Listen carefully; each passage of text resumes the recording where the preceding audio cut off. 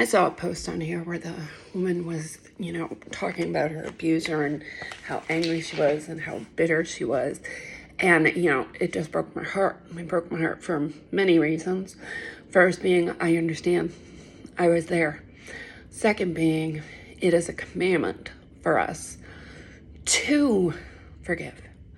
We don't have a choice. Mark, God, Jesus said specifically, if you don't forgive, you're not going to get God's forgiveness. Which brings up a question, how does a Christian forgive the unforgivable? Or what we consider the unforgivable? Pretty simple. You don't. It's quite literally impossible for us to forgive.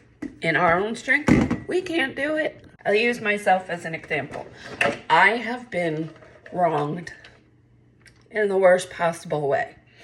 And I have to forgive. How can I forgive? When I think of that person wronging me, I get angry. And I want nothing more than the worst to happen to that person. Yes, I did just say that. But before I let those feelings come over and take over my mind and get that bitter feeling, get that anger feeling, I pray. I heard someone say once, you can't have bitter feelings towards someone or anger feeling towards someone. You can't have animosity towards someone if you pray for them. When I think of that person who's wronged me, when I think of how humiliated, how angry, whatever I feel, I stop myself and I immediately pray. I pray God bless them, protect them, and keep them. I can't, Lord, I can't. And I give it to God. And I can honestly say over time that my feelings of anger and bitterness have, gone to the side.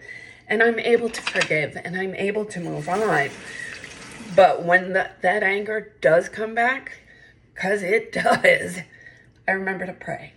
Do I want to continue, seeking that person out and trying to be with that person? No.